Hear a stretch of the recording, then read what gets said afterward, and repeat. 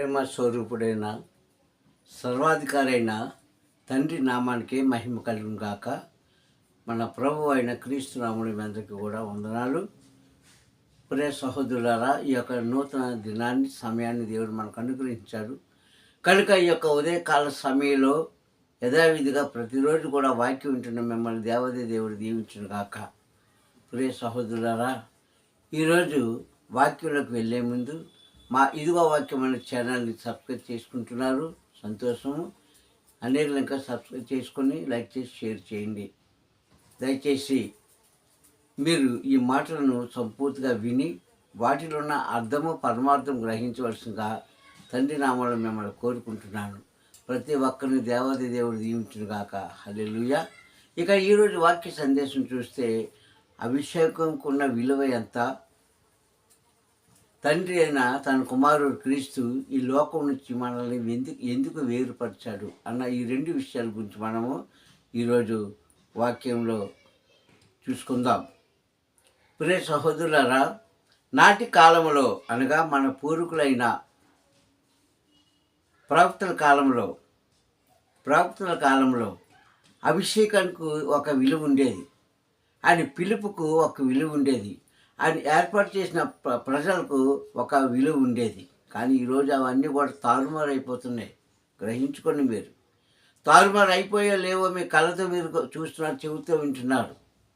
అసలు అభిషేకానికి ఉన్న విలువ ఎంత, అసలు ఎందుకు అభిషేకించాడు తండ్రి, ఎందుకు అభిషేకించమని నాటి యెహోషువ కానీ లేకుంటే సమూయేలు కానీ లేకుంటే నాటి ప్రవక్తలకు యెషయా గారు కానీ ఎందుకు చెప్పాడు? ఆయన ఎందుకు చెప్పాడు? అభిషేకం నా విలువేంటి? మోసే కాలంలో ఎర్ర సముద్రంలో ప్రతివారు కూడా బాప్తిసం తీసుకున్నారు. ఇశ్రాయేలు ప్రజలు బాప్తిసం తీసుకొని వారిని అభిషేకించాడు నీళ్ళతోనే. అక్కడే జరిగింది సముద్రంలో. ప్రియ సహోదరులారా, కానీ ఈరోజు అభిషేకానికి మనం ఎంత విలువిస్తున్నామో మనకు తెలుస్తుంది. ఇది సేవకుల కోసం చెప్పబడిన మాటే, కానీ ప్రతి విశ్వాసి తెలుసుకోవాల్సిన విషయం. ఎందుకంటే మన భారత చట్టంగం అంటది కదా, నేటి బాలురే రేపటి పౌరులు అన్న సత్యాన్ని మనకు తెలుసు. మన భారతదేశ చట్ట ప్రకారము వాళ్ళు అంటారు, నేటి బాలికలే రేపటి పౌరులు అంటాడు. అలాగా నేటి విశ్వాసులే, నేనంటాను నేటి విశ్వాసులే రేపు బోధకులు అవుతారు. హల్లెలూయా. కనుక మనం దినదినము కూడా తండ్రి యొక్క నామంలో తండ్రి చేసిన క్రియల్లో తెలుసుకొని వాటిలో మనం అభివృద్ధి పొందడానికి మనం కృషి చేయాలి. కానీ అభిషేకం తీసుకొని కూడా చాలామంది మరి అభిషేకానికి ఎంతమంది పిలుస్తున్నారో నాకు తెలియదు, కానీ చూసిన తండ్రికి తెలుసు. హల్లెలూయా. అందుకే ఇక్కడ అంటాడు కదా, మనల్ని లోకం నుంచి వేరుపరిచాడు. ఎవరు వేరుపరిచాడు? నాటి తండ్రి వేరుపరిచాడు, ఏర్పాటు చేసుకున్నాడు. నేడు ఆనాడే 2000 సంవత్సరాల క్రితం తన కుమారుడైన క్రీస్తు కూడా ఏర్పాటు చేసుకున్నాడు. కానీ ఈరోజు ఆయన ఏర్పాటు చేసుకొని ఆయన పిలిచిన ప్రజలు ఎంత చక్కగా జీవిస్తున్నారో మనకు తెలుసు. ప్రియ సహోదరులారా, లోకం అల్లకొల్లగా ఉంది. లోకంలో ఎప్పుడు ఏం సంభవించబోతుందో మనకు తెలియట్లేదు. అంతా భయము. ఎందుకు అభిషేకించాడంటే ప్రజల నిమిత్తము ఆయనకు మొరపెట్టడానికి ఒక అధికారం ఇచ్చాడు. అభిషేకం అంటే ఏంటండి? ఒక అధికారము. ఆయన దగ్గరికి రావడానికి, ఆయనతో మాట్లాడడానికి, ఆయనకి విజ్ఞాపన చేయడానికి, ముఖ్యంగా ఆయన పని చేయడానికి మనకున్న మామూలుగా సర్టిఫికెట్ ఏంటంటే అభిషేకం. ఎవరు పడితే వారు వాక్యం చెప్తారా? చెప్పరు. తెలిసినా చెప్పరు. కారణం ఏంటంటే ఆయన చేత అభిషేకించబడాలి. అభిషేకిస్తే కానీ ఆయనకు ఆ పరిశుద్ధాత్మ ఇవ్వడు. సమూయేలుతో చెప్పాడు, యెహోషువతో చెప్పాడు, నీవు తైలం బుట్టి తీసుకొని సౌలును రాజుగా అభిషేకించు. ఒక అధికారం. సౌలును రాజుగా అభిషేకించమని ఎందుకు ఇచ్చాడు? ఒక అధికారం. తైలం బుట్టి తీసుకొని దావీదుని అభిషేకించు సమూయేలు చెప్పాడు. ఒక అధికారం. ఈరోజు మనకి ఏ రూపంలో ఇస్తుందంటే తన వాక్యాన్ని బోధించే అధికారం మనకి ఇచ్చాడు తండ్రి. హల్లెలూయా!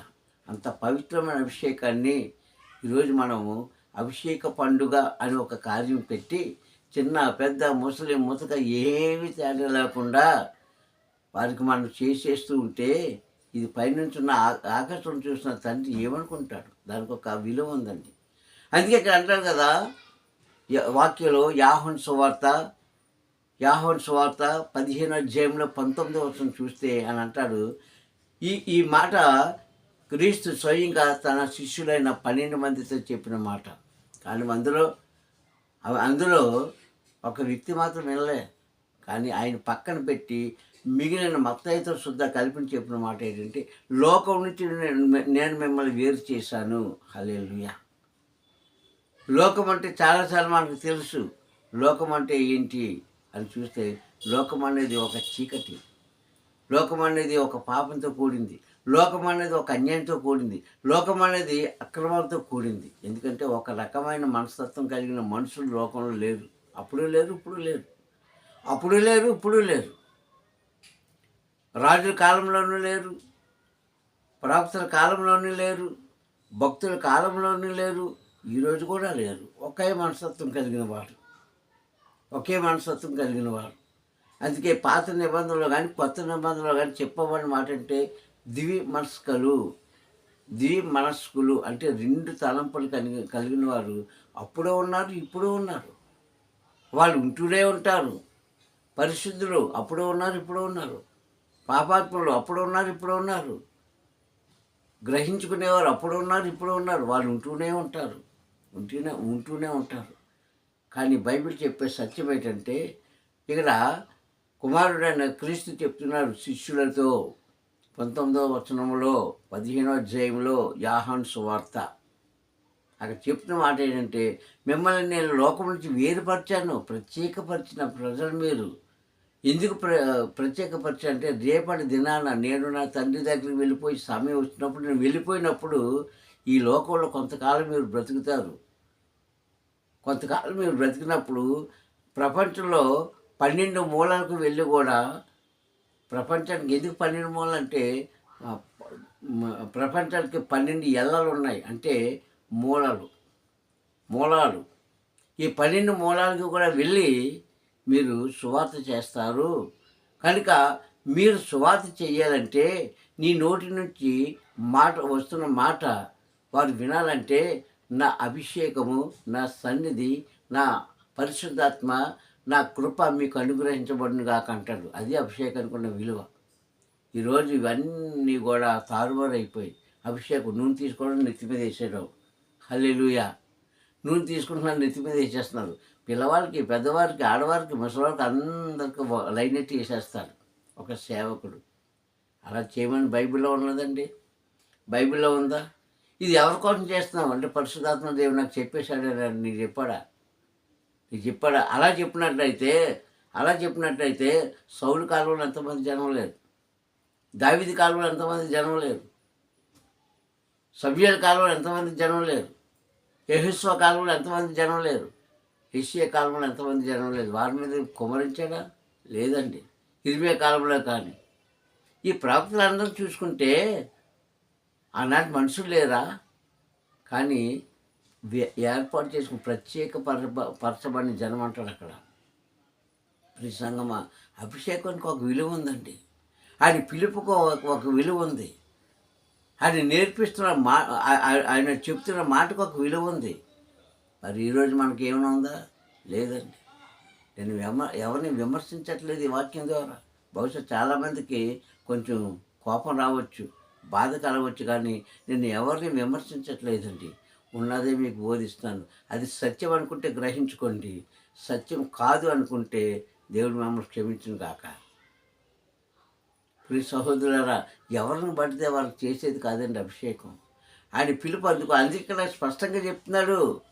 ఎందుకంటే మరికొద్ది దినాల్లో తండ్రి దగ్గరికి వెళ్ళవలసిన సమయము ఆసన్నమైనది అన్న పదానికి దగ్గర పడింది అని అర్థం. ఆసీనుడు వేరు, ఆసీనుడు అంటే కూర్చోండి అని అర్థం. ఆసన్నమైనది, దగ్గర పడింది. ఈ 2 పదాలు కూడా మన సంస్కృత భాషలో రాయబడిన మాటలు. కనుక ఆ సమయం ఆసన్నమైనది, దగ్గర పడింది. అందుకే చివరి గడియలలో విశ్వాసులైన వారి శిష్యులకు చెప్తున్న బోధ ఇది. మరొక విషయం ఏంటంటే కొన్ని రహస్యాలు కేవలం శిష్యులకే చెప్పాడు. ఆనాటి ప్రవక్తలకు కానీ, ఆనాటి సేవకులకు కానీ, ఆనాటి బోధకులకు కానీ, ఆనాటి యూదులకు కానీ మరి ఎవరికి చెప్పలేదండి. కేవలం ఆయన పిలుచుకున్న ప్రజలకు మాత్రమే కొన్ని విషయాలు చెప్పాడు. వారు కూడా ఎవరు, అందులో ఒక లూకా గారు తప్ప మిగిలిన వారు అందరూ కూడా అంతంత మాత్రమే. లూకా గారు ఒక వైద్యుడు, ఒక వైద్యుడు నాటు మందులు ఇచ్చేవాడు ఆనాటి దినాల్లో. ఆయన తప్ప మిగిలిన వారందరూ కూడా ఎలాంటి మనుషులు? మనకు చేపలు పట్టుకున్న వారు కొందరు, వ్యాపారం చేసుకున్న వారు కొందరు, దొంగతనం చేసుకున్నవాడు ఒకడు. ఇలాంటి వాళ్ళని సమకూర్చి వారికి బోధిస్తున్నాడండి. ఇదిగో మిమ్మల్ని నేను పిలుచుకున్నాను కనుక, ఈ లోకం నుంచి మిమ్మల్ని వేరు చేశాను కనుక మీరు రాబోతున్న దినాల్లో లోకానికి వెళ్ళి చాటండి. మీరు లోక సంబంధికులు కాదు ఇప్పుడు. అంతకుముందు అంతా లోక సంబంధికులు, పాపంలో ఉన్నారు, అపవిత్రంగా ఉన్నారు, అపవిత్రమైన క్రియలు చేస్తూ అహంకారంగా ఉన్నారు. ఇప్పుడైతే అవన్నీ కూడా మేము తీసేసి మిమ్మల్ని ఆశీర్వదిస్తానంటాడు. 26వ వచనంలో అంటాడు కదా ఆయన, నా తండ్రి దగ్గర నుంచి పంపిన నా మాటలు వీరు వినులాగును కృప అనుగ్రహిస్తున్నాను. కనుక నా కోసం ఆదరణకర్తను పంపించి ఆయన నా కోసం సాక్ష్యం చెప్తాడు అంటాడు 26వ వచనంలో. అదే 15వ అధ్యాయము యోహాను సువార్తలో. ఆదరణకర్త అంటే ఉత్తరవాది అని అర్థం. ఉత్తరవాది అండి. కర్త అంటే పదానికి అర్థం ఉత్తరవాది అంటే ఇక్కడ మాటలు అక్కడ మాటలు ఎక్కడ అందించేవాడు, పోస్ట్ మ్యాన్. కావున ప్రియ సహోదరులారా, మీరు గమనించుకోండి ఎందుకు ఈ మాటలు పరిశుద్ధాత్మ గ్రంథంలో రాయబడ్డాయో. ఈరోజు నిన్ను పిలుచుకొని అభిషేకిస్తున్నాడే, నిన్ను పిలిచి నీకు పని అప్పగించాడే, ఆ పని ఖచ్చితంగా చేసేవారు అంతమంది అండి.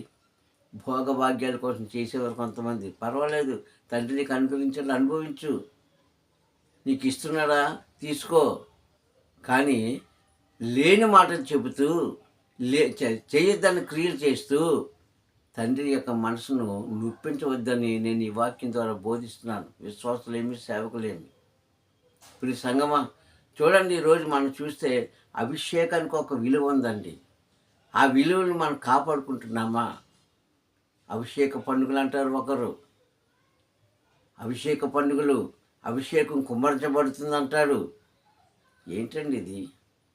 అభిషేక పండుగలన్నీ ఆనాడు మెస్సీ గారు క్రీస్తు ఒక ఓటు పెట్టాడా? ఊరందరిని అభిషేకించాడా? తనకి ఇష్టమైన ప్రజలు మాత్రమే. అందులో కూడా అపోస్తులు అంటే 12 మంది వారు. 12 మంది అనేవాళ్ళు. ఆ 12 మందినే పిలుచుకున్నాడు. ఆయన పిలుచుకున్నాడు. నాటి కాలంలో, తండ్రి కాలంలో కొంతమంది పిలిచి వారిని ఏం చేశాడు? ప్రవక్తలుగా ఎంచుకున్నాడు.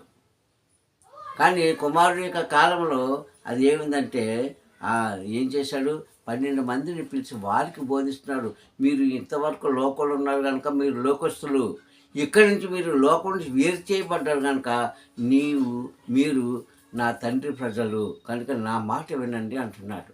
నా తండ్రి పంపించిన పని నేను చేస్తున్నాను, మరికొన్ని దినాల్లో నేను ఈ లోకం నుంచి వేరైపోతాను కనుక మీకు ఇచ్చిన కాలంలో సువార్త చేస్తూ అనేకులకు తండ్రి యొక్క మాటలు చెప్పండి అని వారిని ఆత్మతో అభిషేకించాడు.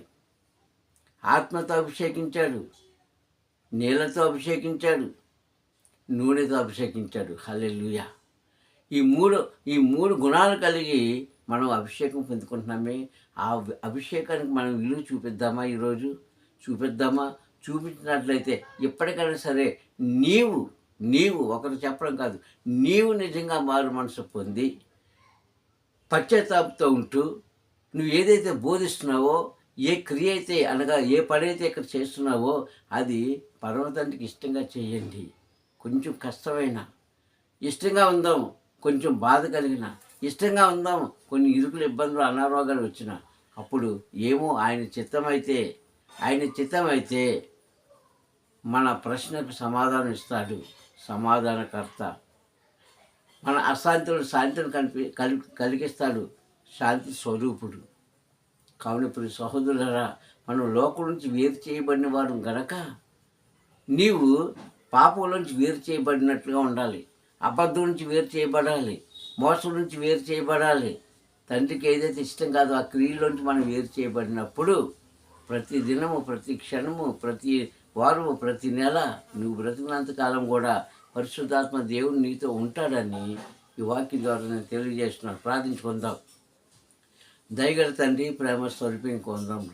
ఉదయకాల సమయంలో నీ వాక్కు ద్వారా మాతో మాట్లాడినందుకు స్తోత్రం చెల్లిస్తూ ఘనత, మహిమ, ప్రభావాలు మీరు పొందుకోమని అయ్యా ప్రార్థిస్తున్నాను. ఇదిగో నా ప్రభు ఇచ్చిన ఈ యొక్క వాగ్దానపు వాక్యం తండ్రి మా జీవితంలో ఫలించడానికి సహాయం చేయండి. ఒకవేళ తండ్రి మేమందరం కూడా ఒకవేళ తెలియక దారి తప్పితే అయ్యా మమ్మల్ని క్షమించి అయ్యా నీ మంచి మార్గం నడిపించి మీరు మాకు ఇచ్చిన తండ్రి నా ప్రభా బాప్తిస్మం కానివ్వండి, అభిషేకం కానివ్వండి, దానికి ఒక విలువ అంటూ ఉంది కనుక ఆ విలువలు మేము కాపాడుకొని తండ్రి కడ వరకు నడిచే భాగ్యం కలుగు చేయమని.